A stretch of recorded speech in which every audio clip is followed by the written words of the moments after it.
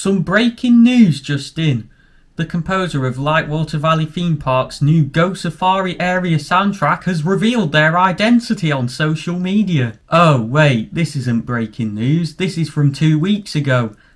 And I still haven't got my new studio sorted out.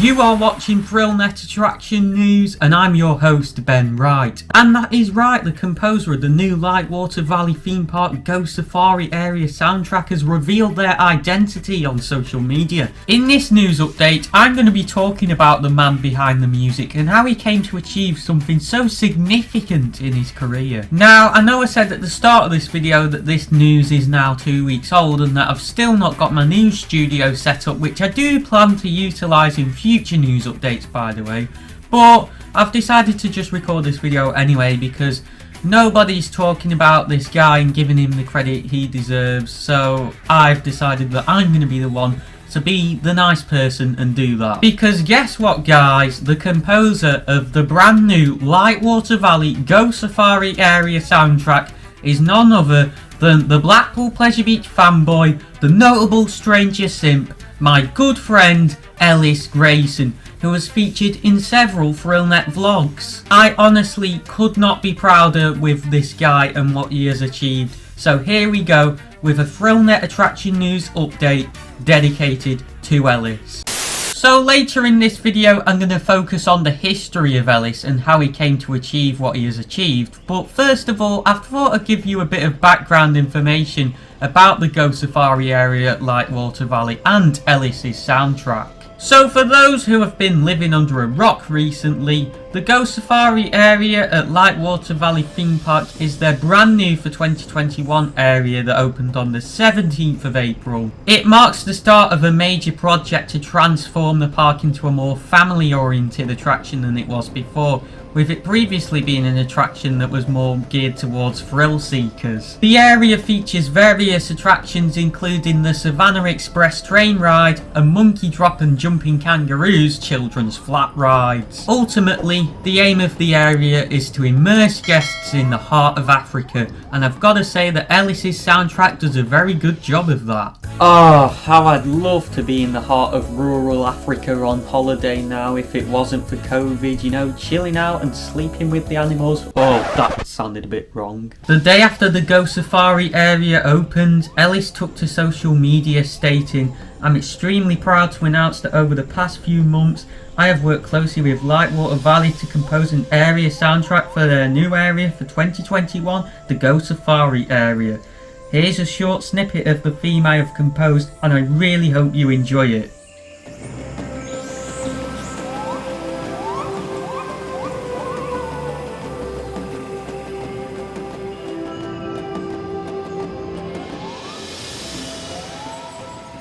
So as I'm sure you'll all agree, this is a very immersive soundtrack and I really do like, I've got to say, the use of animal ambience. I don't know what the technical term is. This really does give the illusion that there are real animals in the Go Safari area. There are some plastic ones that can be seen when riding the Savannah Express, but no, there are no real animals in this area at the Lightwater Valley theme park. So yeah, this soundtrack really does have a rural African theme about it and it really does fit well with the theming of the area, and I'm sure that when you step into that area itself, this soundtrack really does help with the immersion. So now I've covered everything generally about Ellis's soundtrack and the brand new Go Safari area at Lightwater Valley.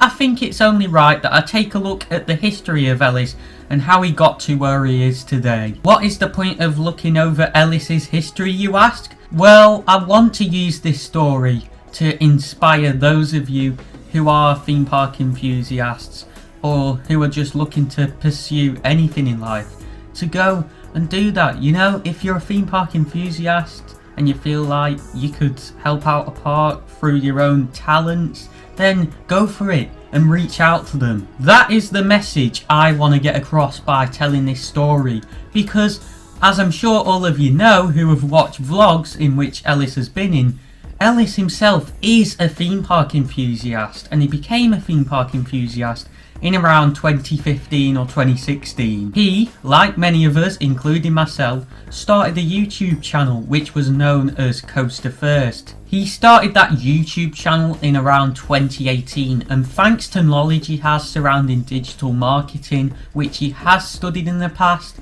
he managed to grow that YouTube channel pretty quickly, and over the course of 18 months he gained a master following of around 500 subscribers. I myself really want to reach 500 subscribers by the end of the year, so for all the latest surrounding everything Thrill related in the UK and beyond via the internet, be sure to subscribe to ThrillNet if you haven't already done so. He published many theme park related videos to Coaster First, some of which were funny videos and others of which were informative videos. One of my favourite videos he published to his channel was definitely his YouTube poop when he made out that Peppa Pig was riding the Smiler at Alton Towers. There she is, people. I found out about Ellis and Coaster First in around mid 2019 when he followed me on Instagram, and naturally I took a look at his profile and realised he had a YouTube channel, so I checked it out and subscribed. He also realised that I had a YouTube channel based off my Instagram account, and therefore he did the same for me, and from there things started to develop as we started to watch each other's videos,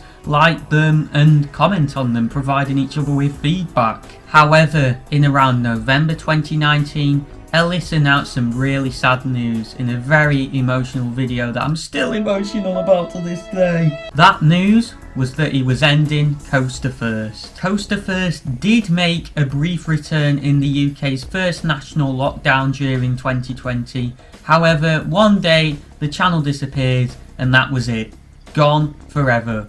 All those amazing videos. Now, it was around this point that Ellis had started to message me a little bit on Instagram, and I'm pretty sure just before he deleted his YouTube channel he tried to sell it to me. Like, what the heck? Is someone even allowed to do that under YouTube's terms of service? But it became apparent that Ellis was gaining more and more of an interest in music, and one day a mysterious channel appeared on YouTube under the name E. Grayson. It turned out that this channel is indeed owned by Ellis, and that he'd been learning how to play the piano and how to use synthesizers over the previous few months. With his newfound knowledge, Ellis then started to publish rescores of existing soundtracks to his YouTube channel, including the Doctor Who theme and the soundtrack for Nemesis at Alton Towers. He then started to compose his own custom soundtracks, and it soon became apparent that all of this content was good, like very good. Throughout the remainder of 2020, myself and Ellis continued to grow as friends, and Ellis continued to grow as an amazing musician and composer. It's safe to say that it soon became clear that Ellis wanted music to be more than just a hobby for him. He wanted it to be his career, and along with theme parks, he'd found a true passion. So one day, Ellis decided to slide into Lightwater Valley's email inbox saying, Oi you, family, let me make a soundtrack, yeah, or I'll bash your theme park. No, he didn't say that. Oh, dearie me. But it turned out that he couldn't have contacted the park at a better time, because they were in the midst of planning their new Go Safari area and they needed a soundtrack for it. So Lightwater Valley responded to him and basically said that they were up for the idea of him composing a soundtrack for their Go Safari area, and he got to work on it. It took him several months to compose the soundtrack before it was complete, but Lightwater Valley accepted it, and so it can be heard in the theme park today. And the rest is history, along with continuing to visit theme parks with me, because let's face it, why wouldn't you want to? Ellis hopes to continue to develop his skills and pursue a career in film composition.